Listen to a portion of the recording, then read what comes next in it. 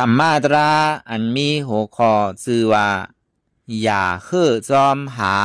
มันเตมาหาจอมกวยข้อไว้เมื่อวันที่9 เดือนเซปเทมเบอร์ปี2023ปีพุทธศาสนา2566ว่าที่วัดอนัตตวิปัสสนากรรมฐานหนองเขียวเวียงตาขี้เหล็กเมืองไตปอดอกคง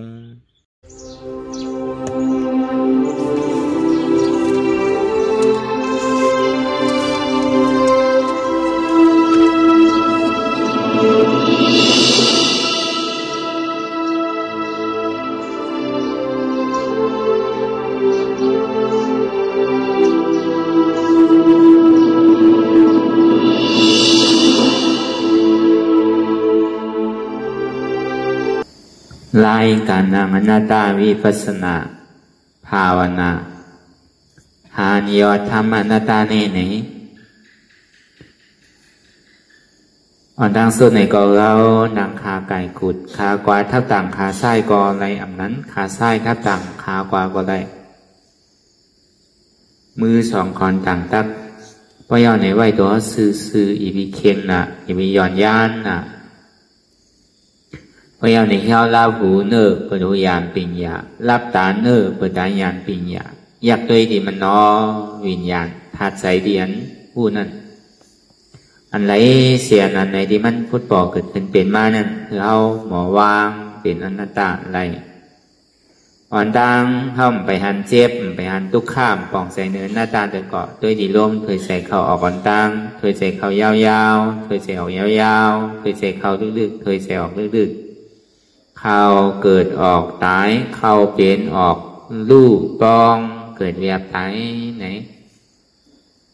อำเสว่าเขาตัวหลอกหลายในเขามีญาณตั้งหันซื้อใจญาณตั้งวนซื้อใจหันสะพอที่มันนำอุปเปิงในเอาตั้งเทนสิโกต่อไปดินได้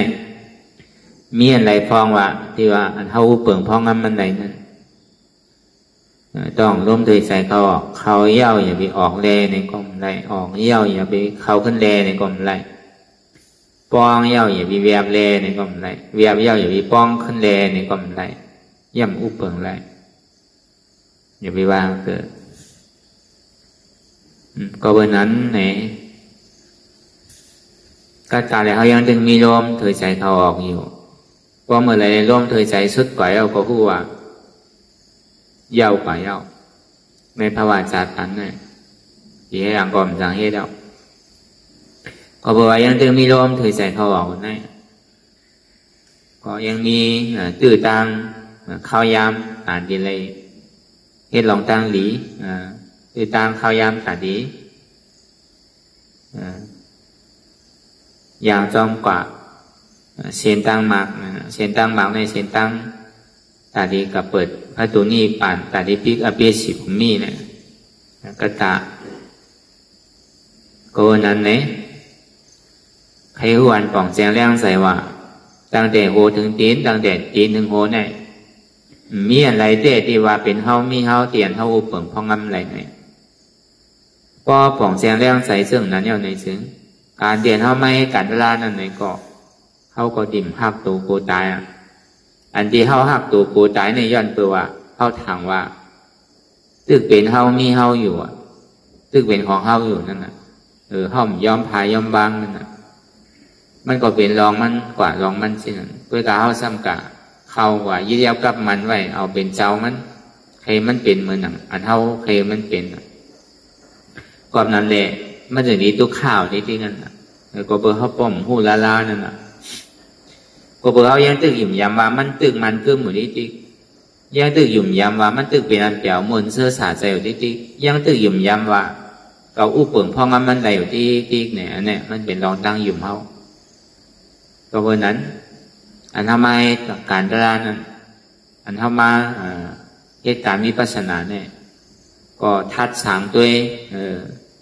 เปลี่ยนเขาหยุ่มยำว่าเป็นเขามีเขาเนี่ยใจเตี้ยวห้าเป็นเตี้ยวห้าคือเขาพอหันนั่นน่ะเอาตั้งแต่ซี่โอต่อไปกินกล้วยเกาะมีอะไรพองล่ะ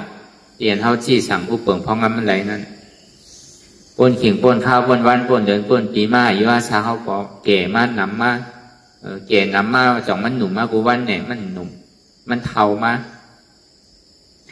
มีหูกอหนกมีตากอโมมีเขียวกอวางมีเนื้อมีหนังกอเหี่ยวลูกหยาบนางหยาบไปหยาบลูกกอข้างนางกอข้างมากมันบอกในรองตั้งดีว่ามันเกิงเย้ามันเหมือนเก่าเย้าอยู่ๆมาเนี่ยก็ย่อกาตั้งเจ็บตั้งไหมตั้งไข่ตั้งหนาวนั่นแต่ว่ามันดีเก๋มันนำขึ้นที่เงินน่ะอันนี้มันบอกในรองตั้งดีว่ามันกึมมันมีสภาวะเป็นรูเฉยๆมันถึงเป็นอันนี้จ้าของมันอยู่เฉยๆอยู่เย้า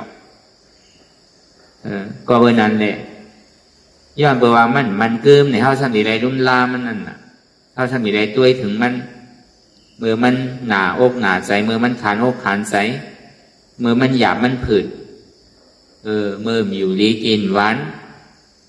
เมื่อตาเจ็บเขียวเจ็บเมื่อโกนคืนเสียบแสบใหม่ๆแก่นๆฉะนั้นนั่นเป็นทุกข้าเวทนาเกิดขึ้นมาเพราะว่ามันกึมเนี่ยอย่าพีมันมีลองตั้งเจ็บตั้งใหม่ตั้งไข่ตั้งหนาวอย่าพีมันมีอันเปื้ออันแสบอันแก่นอันนักอันแข็งหมดฉะนั้นมันซ้ำเป็นไรเนาะย่างเบอร์ว่ามันเป็นไรเลยมันมีอยู่เรื่องนั้นแหละมันสิ่งที่ให้เขามีลองตั้งทุกข้าใครป้วนลองตั้งทุกข้าเนี่ยหายากูเจอกูลองวันกูเมืองกูดีกูตั้งอันใดดีก็เอากินอันใดดีก็เอายาเวลามันแค้นโซแก้วโซข้าวไว้หนังเก่าก็ยังก็ซ้ำเหมือนเก่าขึ้นเนี่ยนะดีเจในย่อกานี่มันแจกไว้มี3ปุ่นกันนะย่อกาใจย่อกาซบย่อกาตูเนี่ยนะมันลูกดีใจมากตั้งนั่นนะพอใจเฮาโต๊ะก็มันก็เจียวกว่าไว้นั่นน่ะเพราะเป็นย่อกาอย่างมากในใจโต๊ะกำเร็วก็การดีหึงก็การดีอยู่หึงก็เจียวกว่านั่นน่ะเพราะว่ามันได้พึกใส่ไว้เอาในการดีอยู่ปอดกว่ามันอยู่ยาวนั่นน่ะการดีอยู่ไรหึงก็มันอยู่ไรหึงกว่านั่นน่ะตาซักตีปอดก็มันยาวกว่านั่นน่ะมันลูกดีใจมากลูกก็การซักยาววันนี้ก็เพื่อว่าใน1 วัน1 วัน1 วง1 เดือน1 ปีเนี่ยมันมีกาขันถิ่นขาข้าวยาวมาเนี่ยมันมีกาขันย่าเบอร์ว่ามันมีกาขันเนี่ยเพราะว่าอาซาข้าวยาวดอกหลายๆนำดอกหลายๆเนี่ยการเข้าซ้ำไรเฮ็ดอยู่เนี่ยก็บอกว่าซุ้มแกทุดาเท่าก็เบอร์กินข้าวอาซายาวก็เบอร์อยู่หึงแกอีอย่างก็เฮ็ดเพราะเป็นนั้นในซึ้งมันดีซุ้มขิงซุ้มข้าวซุ้มยาวกันหนังเก่ามันป่นวันไหนวันนั้นในป่นกว่าเจ้านั้นก็หนังเก่ากุยกะถึงเดียอายุอาซาเขาไหลมาเย้าเนี่ยย่ำไปตายเถอะหูว่าตั้งนานเนี่ยเขาดีตายเมื่อไหร่เขาดีเป็นพองห้อมหูก็เบอร์นั้นมือข้าวยามเตียนข้าวย่ำไปตายไปเป็นสังเตือนนั่นเขาดูยิ้มให้ด้วยไว้เขาหนูไปมองเห็นมองข้าวมองยามเนี่ยนะหนูไปว่ากัดป่นว่าไม่ป่นว่าเย็นป่นว่าหม้อป่นว่าไก่ป่นว่าเจ้าไหนหนูมุงมองอ่ะดีเทอันไก่ว่าอันจำว่าอันก้านหวานไม้เนี่ยมันมีดีไรมันมีดีหมักหัวใจเอาไว้อยู่ดีไรก็ป้องมันไข่ไม้ก็มันไม้ก็หนังเก่าอยู่ดีไรก็ป้องไข่เย็นก็เย็นก็หนังเก่าอยู่ดีไรไข่หม้อก็มันดีหม้อก็หนังเก่าดีเทมันกับไก่สังเสียเจอเห็นหรอกมันเป็นกิเลสเป็นใจที่เขาอ่อนเพียรไงมันใจไปทางดีเจมันเปิงแดงมันเหมือนเฮล่ะมันเหมือนมาขี้เฮาอ่ะมันกว่าตั้งออกว่าคมน่ะไปกับตั้งตัวก็คมไปกับตั้งห้องก็คมไปกับตั้งจ้างก็คมมันก็กันนี่จริงดีกว่าจริงนี่มันคมน่ะยุ่มแหละไอ้เฮ็ดที่นั้นดีกว่าดีเต้ตัวมันคมมันพูดนั่นน่ะมันเป็นมาขี้เฮาเนาะดีเต้มันกับไก่กันน่ะไม่หนาวกัดหนาว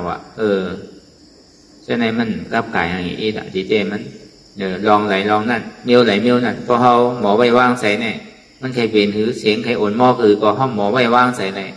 มันตุ้มเตอ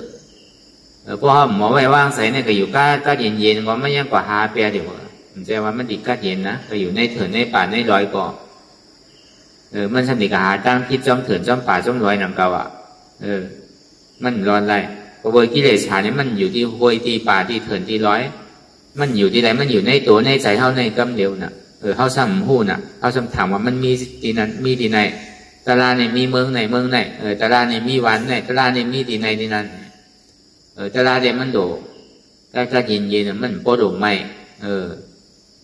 มันโดก็เย็นเย็นเซ่อเนี่ยอันนั้นมันใจน่ะเพราะอาการตลาดว่าเนี่ยมันเลือกตีมันเลือกอองตีน่ะพระเป็นเจ้าห่อไว้มีสื่อเนี่ยตีอันดีอยู่และตีมันดีอยู่ว่ะมีอยู่4เปิงว่ะตีอันนั้นดีอยู่นั่นเนี่ยกัดป้นตีน่ะก็ไม่ป้นตีน่ะหินเดิงยุงเดิงแมงเดิงงูเดิงใช่ไหมลองอยู่ลองเศร้าลองกินก็เต็มทนใจก็มันนิ่มปัญญาก็มันเกิดการตีต้องทำตลาดเนี่ยก็มีเนี่ยอย่าไปอยู่อ่ะเพราะว่าการเป็นสิ่งนั้นเนี่ยคือปลายไว้ก็เดียวอ่ะตีนั่นเนี่ยมันดีอยู่อ่ะก็ไม่ตีเนื้อซ้ำยังก็เต็มทนดีๆง่ามๆเหมือนนั่งเก่าอันใดก็เป็นอันเต็มทนไม่พ้นกัดพ้นเวียวิซ่าก็เต็มทนต้องอยู่ต้องเศร้าก็เต็มทนพอมีหินมียุงพอมีแมงสล่างพอมีงูอันมีตัวปีตัวช้างที่ไหนกุยกาใจซ้ำนิ่มสมาธิก็มันเกิดญาณก็มันเกิดตาตีทองถามตลาดเนี่ยก็มีเนี่ยก็ใหญ่ไปกับเชลายอยู่อ่ะมันทุราอ่ะก็ในสามมาดีอยู่นั่นแหละกัดป้นน่ะไม่ป้นน่ะยุงก็เดิงหินก็เดิงงูก็เดิงตัวเถินก็เดิงเวียวิซ่าก่อนก็เตรียมทวนลองอยู่ลองเศร้าลองกินก็เจ้าเต้กินอิ่มแกเจ้าเต้กินอยู่กว่าสิ่งนั้นแกเพื่อการใจซ้ำนิ่มสมาธิซ้ำเกิดญาณปัญญาก็ซ้ำมีตาดีสอบถามตลาดเนี่ยก็มีไว้เฉยๆอันนั้นเนี่ยคัดใจวะคัดใจอยู่วะอย่าไปปลายวะก็เพิ่มใจว่าเขาเกิดมาหรืออะไรกินเข้าดิ้งใจวะมันหนวกคัดใจอะไรอันนั้นเนี่ยมันเป็นลำลองอ่ะที่อยู่ด้านเศร้านั่นอันมันลำลองนั่นที่เธอเข้าใจนิ่มที่เธอญาณปัญญาเขาเกิดที่เธอเขามีตีอันจางถามตลาดเนี่ยอันนั้นมีอยู่อ่ะอย่าไปปลายวะถ้าในสีมาในดีอยู่ดีเศร้านั่นเต็มทนลองเวียวิซ่าก็เต็มทนลองอยู่ลองเศร้าลองกินก็เต็มทนกัดป้วนไม่ป้วนยุ่งมีหินมีตัวมีปีดเป็นงูเป็นสังเช่นไหนตัวให้ตัวขาดเช่นไหนมีใจก็ซ้ำนิ่มปัญญาก็ซ้ำเกิดตาดีทอจองทำตลาดเนี่ยก็ซ้ำมีอันนั้นเนี่ยอย่าไปเพราะว่ามันเป็นตีสั่งทุกหนาวันนั้นในพระเป็นเจ้าก็ห่อไว้หนังเก่าลองที่อยู่ด้านเศร้าเนี่ยมันแต่ว่าดีกว่าเช่นมันก็ซ้ำอิ่มดีกว่าเช่นก็ซ้ำวานหนังเก่าเพื่อการเปิงหลงมันเนี่ยใจเข้านิ่มห้ามนิ่มสมาธิเย้าเกิดร่ำเกิดญาณปัญญาเข้าเนี่ยมีการที่สอบธรรมเจตลานั้นเนี่ยที่เป็นไรห้ามเป็นไรจ่องเข้าที่มีเตียนคอธรรมว่าเนี่ยมันเป็นอันลำลองในแค่นั้นที่เจ้มันลองอยู่ลองเศร้าลองกินได้ก็มันพอกันเหลือเจ้าเจ้กินอิ่มกว่าวันไหนวันนั้นด้วยหลวงกัดเย็นหลวงมีสมาธิหลวงมีปัญญาก็นั่นก็อยู่เศร้ากว่าก็เลยว่ามันเต็มทนนั่นแหละพระเป็นเจ้าว่าแต่ก็เพราะนั้นมันก้าวไก่เลยที่อยู่ด้านเศร้าอันมันโคมเนี่ยมันเหมือนอันวามาเหมือนเศร้านั่นน่ะมันก้าวไก่เลยที่อยู่มันก้าวไก่เลยลองใจห้อมย่อมหับเช่นนั้นเพราะมันเป็นสิ่งนั้นในห้ากว่าที่ไหลอยู่ที่ไหลเศร้าที่ไหลจ้างที่ไหลเนี่ยก็ห้าที่วานิดนึงมันคมมันมาที่เฮานั่นน่ะกว่าตั้งออกก็คมกว่าตั้งตัวก็คมกว่าตั้งห้องก็คมกว่าตั้งจานก็คมที่นั่นน่ะมันสำคัญนี่ตีมันคมมันน่ะดีเต้ตัวเจ้าเก่ามันคมมันผู้รู้เหมือนนั้นหนังเก่าการเฮยตระในก่อนนั้นหนังเก่าเฮาดูผู้ตีป่องมันเนี่ยก็วันนั้นก็บอกว่ามันเป็นคอนลำลองปนตาว่าทั้งหมดทั้งเสียงตาที่ก็ออกลองตั้งหันพิษวนพิษอันเท่าเป็นมาพยายามหนึ่งนั่นป้อมใจปัญญาใจวิปัสสนาใจอันลองสภาวะที่มันหันเจี๊ยบหันทุกข้าเจ๊ๆนานๆเนี่ยมันหันไหลใจอยู่ไหนมันกว่ากาวากาเป็นมีขอบมีแหลนกว่าพอจอดพอเจหมด เวลาพอเขาอธิษฐานนางกว่าเย้าเนี่ยพอเขาหนึ่งขึ้นตรงเนี่ยเขาพูดอายะสามเป็นหืออันในโลกโลกาเนี่ยเตียนเขาห้ามหนาเดียวเป็นไผ่เนี่ยเขาพูดคำเดียวอ่ะกูปอกแค่พอเขาไปหันเจ็บไปหันตุกข้าได้เขาก็หยิ่มย้ำมากมันมาเขาหักดูเขาหักผัวหักเมียเขาหักปีหักน้องเขาหักเสื้อหักเครือเขาก็วายเช่นนั้นดีๆอ่ะแล้วก็เบอร์พอมือมันไปหันเก่าเดินเนี่ยมันก็ยังตึกไว้เฮ็ดเปิดแกเนี่ยมันใจเปิดตัวเจ้าเก่าเนี่ยดีเต้มันใจอ่ะมันเฮ็ดเปิดตัวเจ้าเก่ามันหมดอ่ะมันจะว่าเฮ็ดปุนดับเปิดพอเบอร์นั้นพอมันหนังตะลายเอาเนี่ยมันหันมาหนีเดียวน่ะพอมันหันเจี๊ยบหันทุกขามาเนี่ยมันคุกใจไรไปอ่ะมีลูกหลายก็มีเมียหลายก็มีเฮือนหลายหลังมีเอาใส่ตนาหลายตีหลายตั้งเนี่ยก็ลืมแปดหมดอ่ะมันไม่อยู่ที่ในเชียงไม่อยู่ที่ขาเจ็บแอวเจ็บหูเจ็บใส่พอดีพูดดีขาดอ่ะเกาเจ็บหนาเนี่ยไม่อยู่ที่ในเชียงอ่ะในอาหารดีๆอันเก่าอันว่านั่นในด้านหายกับเมื่อไรเหมือนกันหัวนั่นอ่ะมันเปลี่ยนในรองตั้งดีพระเป็นสวะอันเท้าหักหนาหรือในเป็นตัวเท้าในกำเหลียวอ่ะพอหักหนาเนี่ยก็เท้าดีเลยถือละพอหักเตะเลยเท้าโดดหมอหาเส้นตั้งนั่นคือเลยมันตีสามถูกนั่นคือเลยมันดีปนตั้งตุกข้าอะไรเต้ๆนั่นดีเลยให้ถือเตียนเท้าหักหัวเนี่ยมันซ้ำเท้ารู้ซ้ำดีให้ถือละเพราะนั้นเท้าหักแต่เท้าหักมันสุดอ่ะก้อยการมันซ้ำหักเท้าหนาซ้ำดีให้ถือละเพราะนั้นเนี่ยมันก่อนใจโดดให้ถือหนังเก่า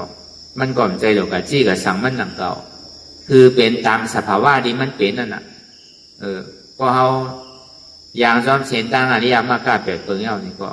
เพราะว่าตั้งแต่สมาธิที่สมาสังกัปปะลองตั้งวนหมันแม่นหันหมันแม่นนั่นเนี่ยเยาก็สมาวาจาสมากรรมตาสมาอาชีวะลองศีลศีละสมาวายามะสมาสติสมาสมาธิสมาวายามะเนี่ยบอกว่าอธิษฐานในข้าวตั้ง2 ชั่วโมงในเป็นหือก็เย้าก้มหนึ่งขึ้นต้มขายสมาสติคือตื่นหู้ตัวไว้เฉยๆว่าการเจ้าเก่าที่เฮ็ดอยู่เมื่อเดียวเนี่ยเป็นสังอย่าไปกลุ่มกระวนตั้งหลังตั้งนามมีขอบมีแดนสมาธิบอกว่าตั้งมันอ่ำสันค้อนโยกย้ายไข่หนึ่งอันนี้มันจึงคือจอมปลาจอมหมีอ่อนพอเฮ็ดที่ไหนติ๊กไหนถึงมันดีหันมากลองเจ็บลองแสบลองไม่ลองแก้นลองทุกข้าขันใส่เนี่ยมันเป็นลองมันเท่าที่กับสั่งคือมันกึดไรมันถึงเหตุการณ์ของมันอยู่ติ๊กอ่ะต่อถึงมันโพสุดโพเซนกว่าเมื่อหนังตาว่านะมันก็มีนาทีปุนพรจากกลางวันอ่ะกลางในเจ้าว่ามันโดดพุทธออกกลางวันมาว่ามันโดดเตียงวัยวันมาว่ามันโดดโต๊ะเมื่อหนังเลื่อนนั่นน่ะเดินลอง1 คำ 2 คำ 3 คำ 4 คำ 5 คำมันก็วางต่อถึงเดินรับพอเดินรับว่าในซ้ำขึ้นเดินใหม่1 คำ 2 คำ 3 คำ 4 คำต่อถึงเดินบนมันก็เหตุการณ์สภาวะของเดินมันก็เหตุการณ์เดินกว่าเขาดีก็คือว่าเกิดแลหรือไงอย่าไปคืนเย้าอย่าไปร้องมาหึงบ้วนไว้เสียหึงคืน15 คำไว้เสียเลยกลางวันนั่นเนี่ยก็อย่าไปเปลี่ยนไม้พ่นแลเนี่ยจานก็ไรเนี่ยมันว่าอะไรนะมันตึงสั่งไรละนั่นน่ะเดี๋ยวกลางวันนั่นเนี่ยก็มันเกิดขึ้นตั้งอยู่ก็ดูว่าไว้หนังเก่าที่เต้มันเหลือนั่นก็หนังนั้นหนังเก่ามันเกิดขึ้นตั้งอยู่ก็ดูว่าไว้หนังเก่าเวลามันหันดีนะพอเหลือเนี่ยพวกกลางวันเนี่ยมันวนอยู่เสียๆลูกเวลาพอกลางคืนเนี่ยมันหันเดินลองหลายคำพอยิงลองพอยิงวางกว่าเราถึงพอเดินรับนั่นนะเพราะว่าเดินใหม่เนี่ยไปเจ๊เขาไปใหญ่จนถึงม้วนนั่นได้เข้ามาเดินขึ้น15 ค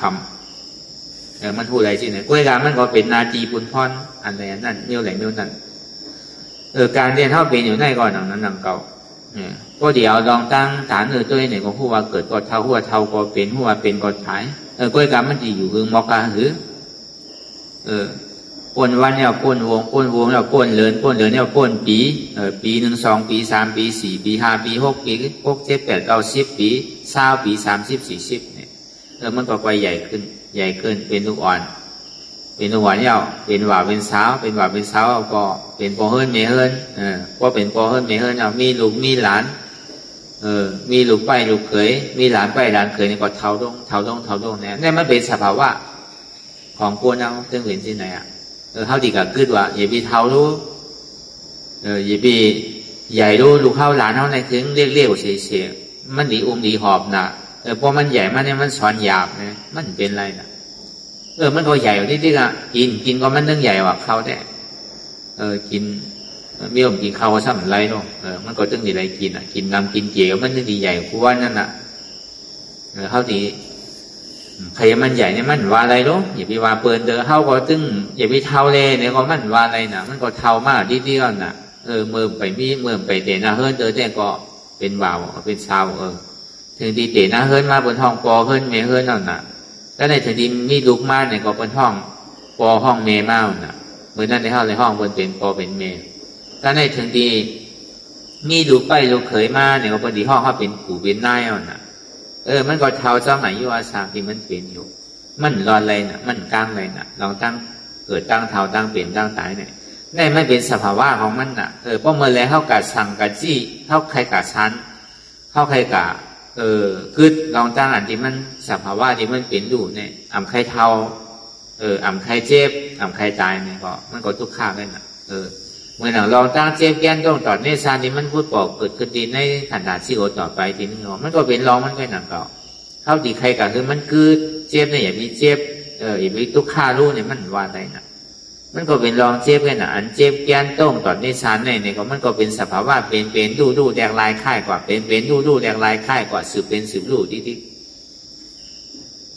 มันเริ่มขึ้นหรือนั่นน่ะกระโจมไปตายแล้วเนี่ยมันก็เหตุการณ์มันอยู่ที่กับทาถินนำลงไพ่เนี่ยตัวก็มันนึงเหตุการณ์มันนะเพื่อเพราะตัวดีเพราะห้องหนึ่งตรงนี้มันดีเหตุการณ์ไว้หนึ่งมันดีเจียวถึงไว้หนึ่งมันดีเจียวล่างไว้หนึ่งมันดีเจียวตัดไว้หนึ่งก็เบอร์กูปองให้เข้าไปมันน่ะมันหันดีหันแรงไปละไปมาซ้ำทางอย่างว่าเข้าในอุปเปิงไรเจ๊เข้าเจ๊มีโอกาสฮีปอกมีเจ็บมีไม่ฮีปอกสบายที่ไหนน่ะซ้ำทางใหญ่ตัวเจ้าเก่าว่าตัวเจ้าเก่าเนี่ยตึกหนุ่มอยู่ตัวเจ้าเก่าเนี่ยมีโอกาสสังตัวเจ้าเก่าเนี่ยมันไปตายง่ายๆนะเฮ็ดที่ไหนอยู่ที่น่ะก็วันนั้นเนี่ยเจอดีใจคือไม่ยอมรับสภาวะเปิงเต้ที่มันเปลี่ยนอยู่คนเท่านี้มันหนูยอมรับสภาวะเปิงเต้ที่มันเปลี่ยนอยู่ไปหนังเก่าใช่ว่าหนูเลยยอมรับแต่กำหนังในลึกๆในห้องใครยอมรับนั่นน่ะมันจะดีอ่อนเท่าทุกข้างจริงๆมังบอกกลุ่มก็เฮ่ฮาอยู่ป้อมนี้เมื่อยาวเมื่อสุดพวกนี้ขิงมีข้าวมียามเนี่ยที่ก่อให้มาเนี่ยพอดิ่มตั้นตายอาชาเขาก็ซ้ำเก๋มากจริงๆนั่นน่ะลองตั้งอันหาลองตะล่าเลยลองตั้งหารอการนี่มันเปิงกันลองตั้งหารอตะล่าเนี่ยมันหนุนเนี่ยหาไว้อ่ะมันหนุนคัดใจหาไว้มันหนุนใกล้หาที่อย่าไปข้านอย่าไปกลัวอย่าไปก้านอย่าไปข้านอย่าไปลืมอย่าไปอายนั่นน่ะเพราะมันเป็นเมียวถูกดีแงดเฮ็ดแงดหาไวๆนั่นน่ะมันใจโดเลยเทิงนั่นน่ะมันโดฮัดโดเฮ็ดโดหาดีๆกันน่ะโดคัดใจดีๆกันน่ะก็คัดใจไว้คัดใจนำก็มันก็หอดถึงไว้นั่นน่ะเพราะใกล้เฮ็ดน่ะนี่ก็มันก็ดีเจียวถึงกล้วยนำเขาก็เบอร์นั้นมันนึงเป็นสภาวะมันนึงเป็นรองมันจึงมีเราตั้งสืบเป็นสืบรู้ดีๆกันอันเจ็บอันเสียอันไม่แก่นน่ะเพราะผู้หันซึ่งไหนเอาไหนซึ่งเขาก็เห็นทุกข้าย้อนมันน่ะเพราะเพื่อเขาใครทบใครยาเลยเขาจะหนีทุกข้าเขาให้เป็นมันหนังกลางใส่เขาเป็นนั่นน่ะตีเต้มันซ้ำเป็นรู้พอเขาพูดไอ้อีตัวอ่อนนึงเนี่ยก็ลองสภาวะดีอันเจ็บแก้นต้องตอดเนชานเนี่ยมันเป็นทางหลักมันเป็นห้องว่าเป็นทางนั่นมันเป็นอยู่แต่ว่ามันมีเป็นคือเป็นสองเป็นว่าเป็นหลักแตกด้วยรถมันมีอยู่ห้าเนี่ยมันมีเขื่อนอะไรแตกไปเขาว่ามันเจ็บน่ะมันคานใจน่ะนั่นมันมีหมอกกระหือตั้งคานใจนั่นอันเจ็บมันมีหมอกกระหือมันขย่าวไปเป็นรากห้านั่นก็เป็นว่าเนี่ยนั่นก็เป็นศอกเนี่ยนั่นก็เป็นคืบเนี่ยอันเจ็บนั่นมันเนอะไรน่ะนี่แต่มันก็ตึงมีเราตั้งโจเรียนเมื่อก่อนจำเดี๋ยวก็มันพอเป็นรูสภาวะมันนั่นมันพอเป็นสืบรูเนี่ยบนในห้องเป็นยุคสภาวะยุคนั้นมันมีเราตั้งสืบรูอันนี้บนห้องมาเป็นยุคธาตุเขาซ้ำหยิบยำมักมันมาเป็นตัวเขาตีเต้เนี่ยมันเป็นยุคเหตุการณ์อยู่อ่ะเพราะมันมียุคเหตุการณ์เนี่ยก็ตายมันดีมากนำอะไรดีมากกว่าไปไรซื่อละก็เพิ่มเป็นยุคเหตุการณ์หมดเลยเข้าเลยกว่าอะไรไปอะไรเข้าเลยตัวอะไรเพราะเมื่อไรมันคือจะกว่าควายเอามีอ่ะกว่าจัดนาพุ่นอ่ะ กวยกะพอเขาหมอตัวเนี่ยก็เป็นรองดีเป็นรองตลาพอเขาหมอตัวเนี่ยก็มันก็อ่อนเท่าทุกขาจริงๆอ่อนเท่าจอมมันอ่อนเท่าติดมันอ่อนเท่าหักมันซ้ำตึงผ้าเท่าลายิงแดนก็ยิงไก่ดื้อเปื่อก็ซ้ำไก่แค่นั้นอ่ะตาห้องเรียกว่าอยู่ดีๆแหละยังที่ซักษา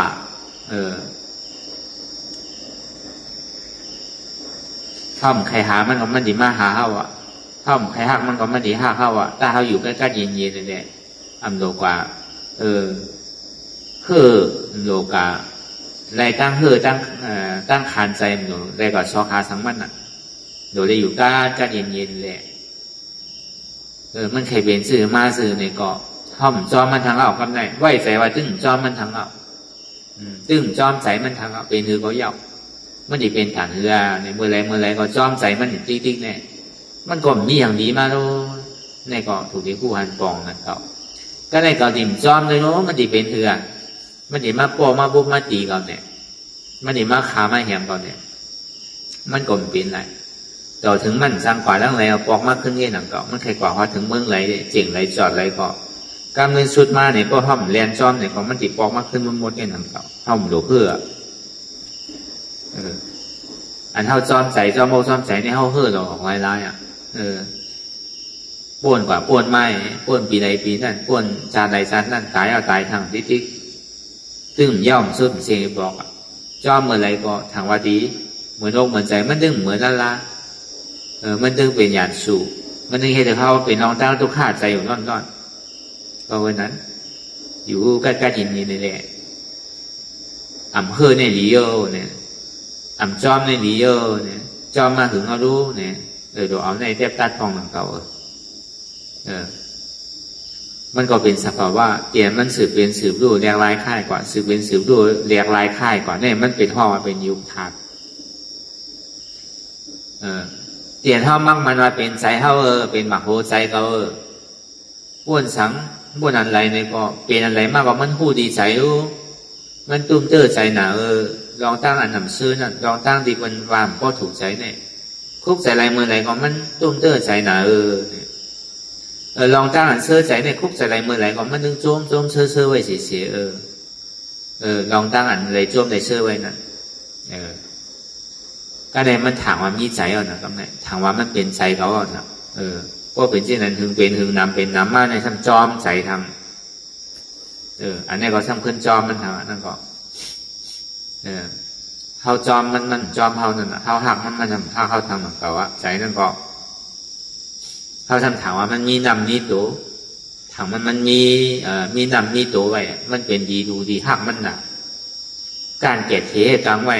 กูผายกูไปแต่ว่าตัวไว้โฮมนั่น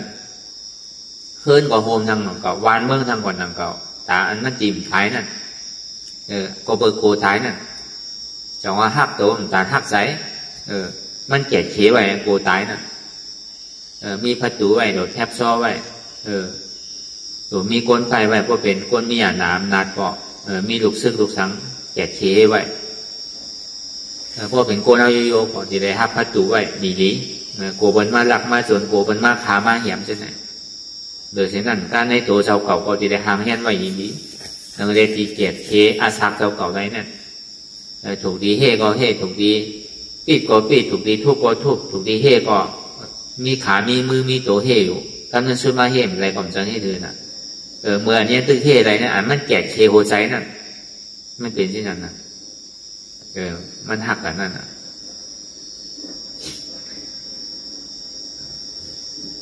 อาดีเต้เนี่ยมันเป็นอันผู้ร้ายแค่นั้นก็มันมีน้ำมีตัวสังเตใจอันผู้นั่นมั่นใจว่ามือนำมาโหใจได้อยู่นะโอ้เขาเนี่ยมั่นใจนั่น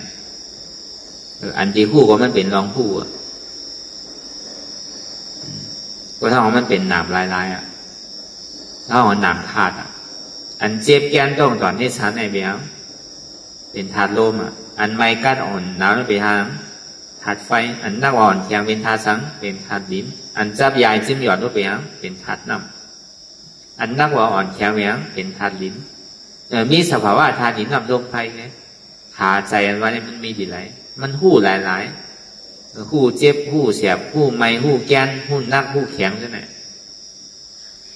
ในห้องเป็นนามธาตุใจอันว่านี่มันมีเตะก็ได้ถึงที่เกาเจ็บเกาเสียบเกาไม่เพราะหันเกามันเนี่ยมันหันไทยพระปอกมากกว่าเทียง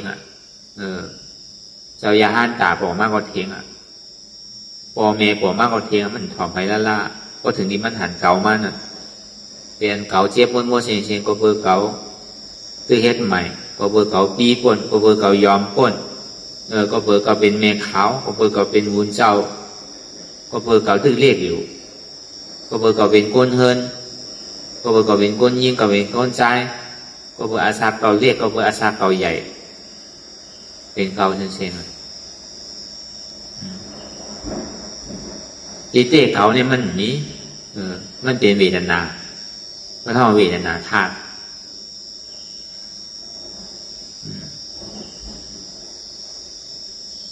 ยุคธาตุนามธาตุเวทนาธาตุแต่มันตัวนี้เลยเสียยุคธาตุได้นามธาตุแล้วมันจะเกิดเวทนาห้องว่าทุกข้าเวทนาสุขาเวทนาอุเบกขาเวทนาห้องเป็นเวทนาธาตุเกาวันว่าเต้ๆนี่มันมีพอมีเกาเต้เกาโดดสั่งไรนะถึงกืดกำเดียวอันเจ็บในอีพีมาโดดสั่งไรกำเดียวซ้ำสั่งไรเนาะก็บอกมันปีเลยเสียยุคธาตุเนี่ยนามธาตุแล้วมันจะได้เกิดเวทนาเกาวันว่านี่มันมี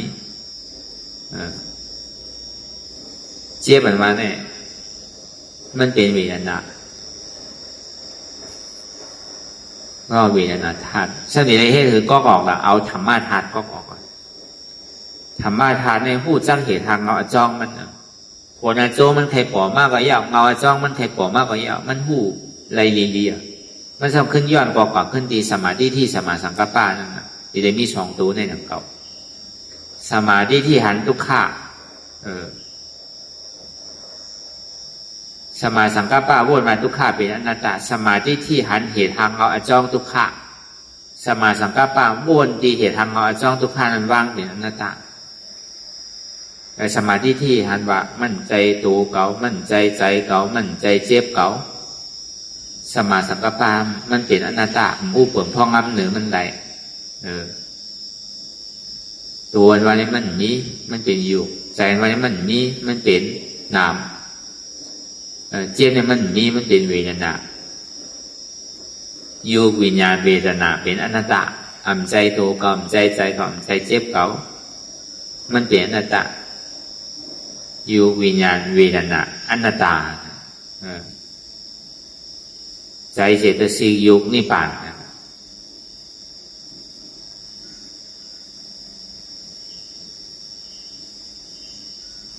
แต่จงว่าธรรมมีหัน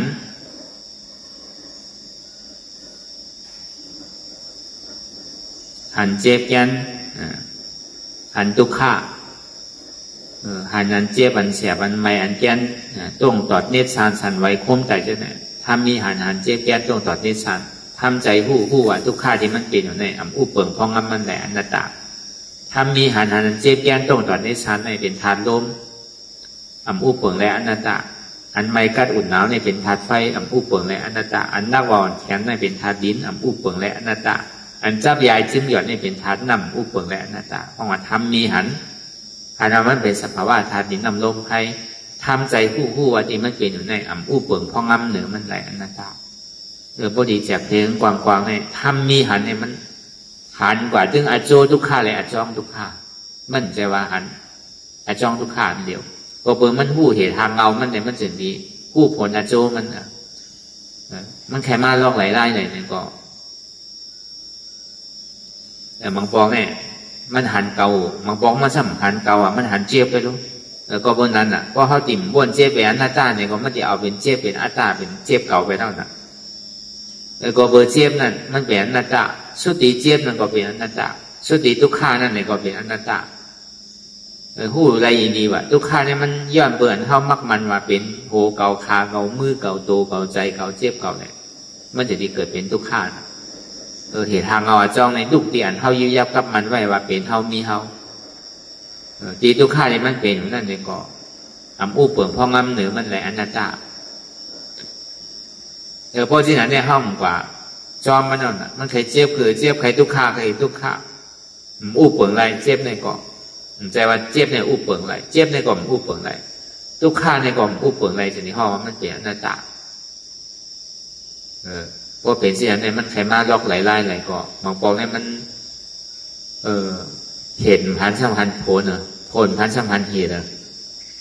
มันอาจ้องทุกข้ามมันอาโจทุกข้ามมันอาโจทุกข้าสัมพันธ์อาจ้องทุกข้าแต่มองปอกว่ามาพร้อมกันมองปอกก็ส่งอาโจมาตั้งก่อนอาจ้องในหมันนั่นคือการมันใครมาล็อกไหลไล่ไหลเนี่ยก็ลองตั้งหันหมันแม่นเนี่ยก็ทางแห้งไว้ดีๆลองตั้งบนหมันแม่นนั่นเนี่ยก็ทางแห้งไว้ดีๆมันใครมาล็อกไหลไล่ไหลก็ตกลงที่กันใครเป็นต่อเป็นแจงใครเป็นมีเป็นเสือมากใครเป็นสร้างหลงมากเนี่ยแขวไล่ชอไล่จ้ามมากเนี่ยก็พัดตรงที่กันลองตั้งหันในลองตั้งวนในเป็นคอนกับลองหรือบนเสียงลองตั้งหันหมันแม่ในลองตั้งวนหมันแม่นั่นยางจ้องมายางมากาแบบคนนั้นอันนี้มันเป็นลองตั้งเรียนสั่งถูกมือหนังนางคติติไว้ก็นางเอเซเย็นไว้เนี่ยก็มันมากับไหนก็ดูตกกันน่ะเหมือนหนังแมงเบาวินเขาไฟนั่นน่ะมันใครมากคือพอหัวหันตั้งจ้องมันก็มันจังมาจุดมาเจียวอะไรพอมันยาไฟก็อย่างตกเหมือนหนังต่อแตนก็เหมือนกันอ่ะพอมันวินเขามามันยาไฟเนี่ยก็เปลี่ยนมาฮักอ่ะพอหัวหันหมาแม่เนี่ยมันเหมือนหนังมันใครมาไล่อะไรเนี่ยแถวเมียวไหลมาเนี่ยก็มันมาถึงเลยอ่ะเพราะมันหันหมันแม่แล้วแต่เพราะว่ามันหันปีเนี่ยมันมากกว่าจุดกำเนิดนั่นเหมือนเท้ายาเจี๊ยบนั่นแหละจุดขึ้นเหมือนหนังพึงจิตเหมือนหนังจ่อปล่อยปิดเนี่ยเหมือนหนังเสือคบเนี่ยใช่ไหมเหมือนหนังยุ่งคบเนี่ยใช่ไหมอันนี้ก็บริหารที่ละหันมาเป็นเกานั่นน่ะเป็นคาเกามือเกาก็จุดขึ้นนี่ที่กันน่ะมันใครจืดเกินจืดห้ามเอามาจืดก็ยาวน่ะห้ามเอามาใส่ว่าเป็นห้าเนี่ยก็มันจังจืดได้หึงหนังเก่ามันก็ตกอันใดอันนั้นตกตัวใดตัวนั่นกว่าคำเดียวมันใครมาไล่หรือมาไหนมันใจของเขาอีเจลองเมื่อดีเอาอันใดเป็นของเมื่อเดี๋ยวหัวก็มีหัวแล้วเดี๋ยวขาก็มีขาแล้วเดี๋ยวมือก็มีมือแล้วเดี๋ยวตัวก็มีตัวเดี๋ยวอันใดเดี๋ยวใจก็มีใจแล้วที่เดียวเจี๊ยบก็เจี๊ยบก็มีเอาดีให้ถือละเดียวขันเท้าขันทามมีเอาจุดม้วนเสียงเอาเดียวยังกินเดียวยังมาเป็นหันล่างของมือเดียวอะไรเนี่ยที่ไม่เห็นทางแหละมันจังเห็นสิ่งจังอย่างเชื่อคำนึกชุดมันก็การเลยย่อมไว้หนังก็ที่เดชานั่นอันนี้เขาว่าปึงแจกมันกันพอมีลองตั้งท่าทานเนี่ยมันเหมือนอย่างสมาธิที่ลองหานันหมันแมนมันมีเต็มเดียวเนี่ยก็ลองตั้งวนนันหมันแมนก็ช่างมีได้เต็มดีหนังก็แต่ว่าหันอยู่หลายๆซ้ำบ้วนก็มาเป็นหมูเป็นจุ้มเป็นพวงคำอะไรต่างๆเนี่ยเพราะมันบ้วนจ้องตั้งยืนแตกหลังเก่าทันทีแตกหลังเก่าเวลามันมาสื่อก็ลังตั้งบ้วนเนี่ยก็เหตุการณ์จ้องหมูเสียลองอันบ้วนนั่นก็หันอยู่ลองอันหันนั่นก็บ้วนอยู่ในจึงมันคึงกันเนี่ยเหมือนอย่างยาจูนั่นน่ะมันนักผายใช่ผายกว่าเนี่ยก็มันนึงมาอยู่ที่ขณะการเหตุการณ์ตะล่าเขาก็มันคิดเปิงทีไร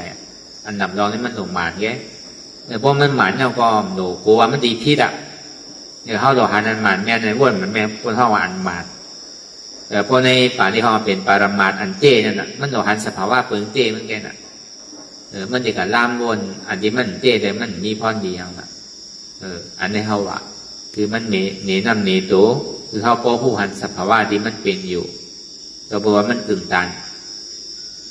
อันเขาตีหาขิงหาข้าวหายำอะไรมาเฮ็ดนั่นเนี่ยคือพวกมันเป็นพรดีคือพวกเป็นส่วนไรส่วนเป็นปูนฐานเขาหนึ่งก้อนเนี่ยก็มันกึ่งตันเขาถูกดีไรเฮ็ดไรหาไรช็อกไรจ้างไรตื้อกรรมเนี่ยไรว่ามันเป็นส่วนดีส่วนเป็นกรรมผู้โสจ้างดีเรียนเขาไรมาจ้างตื้อกรรมเนี่ยอย่างที่ว่นเป็นต่างเสื้อต่างรองบอกตราวันนี้มันเป็นรองตั้งกรรมดีแต่ก็เปิดกูปอกให้เขาจอมมันน่ะมันอยากก็มันสั่งเขาเสียสั่งลูกสั่งนั่งสั่งกว่าสั่งไปสั่งกินมันเป็นเจ้าเขาน่ะเขาทำเป็นค้ามันอยู่เสียน่ะก็ในเขาสามารถพึกแต่ดีเป็นเจ้ามันน่ะเขาเป็นค้ามันน่ะ มันกินผลนั่นแหละครับเนี่ยมันดีเปลี่ยวครับเพราะเขาเป็นคามันเนี่ยโอ้นั่นเนี่ยพอเป็นคาเปิ้ลนี่มันทุกข้านะเอาบนวางไว้เนาะบนอื่นลูกก็การอะไรลูกบนอื่นนางก็การอะไรนางอย่าไปขึ้นเราก็การติ่มอะไรขึ้นนั่นแหละแล้วก็เนี่ยพอเปลี่ยนขึ้นมาเป็นเจ้า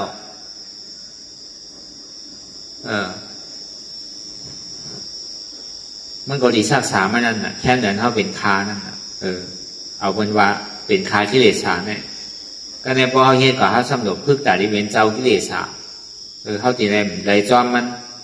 ในโลกโลกานี้มันจอมไหลรองจอมน้ำเพราะในโลกโลกพุทธะในสมัมจอมน้ำสารคัดสุขามากคือกล่อมโขสุขามากคือกล่อมโซ่ในเขามาสารคัดด้วยเนาะมันดีเป็นคือบอกว่ามันมีรองตั้งคงมีรองตั้งบัตรจับก็เข้าไปแล้วอ่ะพวกเขามีรองตั้งปูก็มันดีจังให้เธอละของไอ้การตระห้องผัวเนี่ยก็มันก็จังให้เธอหนังเก่าว่าการติเลยย่อมเคยหนังเก่าเขาก็หนุกว่าหาคือหายหยาบสังเอาหนักนางก็จะกินเย็นเนี่ยก็คือมันมาเลยก็ห้องหนุกว่าหาจอมมันอ่ะจอมมันในหัวมันดีคือเขาอยู่ใกล้ๆเย็นๆเนี่ยคือมันมาไงตามนึงสุดมากกว่ามันก็อย่างลงมันเดือดอะไรหนังเก่ามันขี้ฟึ่งมันยาไฟเอาเนี่ยก็มันยาแดดแล้วก็มันก็ลานนั่นน่ะมันขาดไปถึงนั่นน่ะที่ได้ไว้ใจเหมือนที่นั่นน่ะการเหตุการณ์ตลาดเนี่ยอย่าไปอ่อนอย่าไปหักตัวโกตายอย่าไปโกเจ็บอย่าไปโกทุกข้าของหลีนี่มันมีดีเจ็บมีดีทุกข้าของว่าเข้าไปมันเฉยๆด้วยก็ได้สมาพึกแต่ดีเห็นผู้อยู่จำมันเนี่ยของดีนี่มันมีดีนั่นน่ะพวกเขาเยื่นหยาบนิดหนึ่งก็มันดีถึงสาเยื่นทุกใครหนึ่งก็มันดีถึงสุขาเต้พอดีอันนี้จ้าสุดก็มันดีเป็นนี่จ้าพอดีทุกข้าสุดก็มันดีเป็นสุขาดีดีอนัตตาสุดเสียงเองหายกว่าในก็มันดีเป็นอมตะไปมันเป็นกูกันนะจังหวะนามาดูปังอันนี้จังพยาเถนะนี่จังวัฏานิปานังนามาดูปังทุกขังพยาเถนะสุขังวัฏานิปานังนามาดูปังอนัตตาอาสาและก็เถนะสาดังวัฏานิปานังมันเป็นกูกันนะนามาดูปังอันนี้จังก็เบอร์ยุกนามขันธาแน่มานำกึ้มพยาเถนะย่อมเบอร์ว่ามันกึ้มแหละมันจะดีเป็นเพศไพ่เดินไม่เท่าแห้งแข็งนะนี่จังวัฏานิปานังเตียนมันกึ้มในมีเป็นนิปานนามาดูปังทุกขังพยาเถนะก็บ่มียุกนามขันธาเลยมันจะดีเป็นทุกข้ามันมีเพศไพ่เรียนทุกข้าเดินในแถงสุขังวัฏานิปานังเนี่ยเพราะว่ามีทุกข้ากับสุขาในมีเป็นนิปานนามาดูปังอนัตตาก็บอกว่าหนังยุบในมันเติมเป็นทุกข้าเนี่ยมันหนังอู้เปิงพองมันใดห้องมันเป็นอนัตตาอาสาและกะเทนะมีรอนมีแกนพอใส่ตั้งเหนือลงตั้งใจเกิดขึ้นตั้งอยู่ยังลูกกว่านั้นนะใส่ตั้งเหนือลงตั้งใจเหมือนหนังบอกไม่มีตามีรอนมีแกนเหมือนหนังตุ่มกล้วยมีรอนมีแกนใส่ตั้งเหนือลงตั้งใจเหมือนหนังตุ่มกล้วยมีรอนมีแกนเพราะว่าอาสามีรอนมีแกนนั่นนะสารังวัฏานิปานังเตียนมันมีรอนมีแกนในมีเป็นนิปานนิปานังปรมังสุขังในพวกเขาจอดถึงนี้นิปานน่าจะดีว่าเป็นสันติสุขะพอเยื่นลองอนิจจาอะไรเนี่ยก็มันดีฮอดถึงที่เป็นนิจจาพอมันเยื่นลองตั้งทุกขาอะไรเนี่ยก็มันดีฮอดถึงที่สุขะพอมันหวนเฉพาะอนัตตาเนี่ยมันดีฮอดกว่าที่เป็นอมตะเพราะว่าอมตะขาดเนี่ยมันเป็นของกึกกันนะแต่พอเขาเคยเยื่นอันเป็นลู่ๆเนี่ยก็มันก็ดีได้เป็นลู่ๆของว่าเขาจอมมันเป็นลู่มากติ๊กๆนะจอมเกิดจอมเท้าจอมตายติ๊กๆรู้แต่พอผมเคยเยื่นทุกขาอะไรเนี่ยก็มันตึ้งดิ่มป้นลองตั้งทุกขาดีทุกขาติ๊กๆลองตั้งสุขาเนี่ยดีมุงมองมันตึ้งทบยามันว่าเขามีเยื่นได้เขาขามทุกขาเนี่ยอย่าไปถามว่ามันดีป้นกว่าถึงเมืองไหนจอดอะไรก็มันตึ้งดิ่มป้นนั่นละเหมือนเงาแดงจอมโกนเท่าเนี่ยพวกหัวอันเฉพาะอนัตตานั่นในตามันดีถึงอมตะธาตุวันนั้นตึงมีวันนั้นแล้วก็วันนั้นเนี่ยก็เอายานปียาวนดีวนยาวข้าวยามหึงอย่าไปว่าไพ่อย่าไปว่าเทิงเตียนเท่าหันเท่าวนเตียนเท่าวนเท่าหันนั่นถึงเถียงเตียงกันวนต่อถึงเจ็บนั่นพอสุดวนต่อถึงทุกข้าพอสุดตัดต่อถึงอัตตาพอตัวพุทธขาดกว่าอะไรที่มันพุทธบอกเกิดขึ้นเป็นมานั่นคือเฮาหมอวางเป็นอนัตตาสะพอไหนสา ธุสาธุสาธุ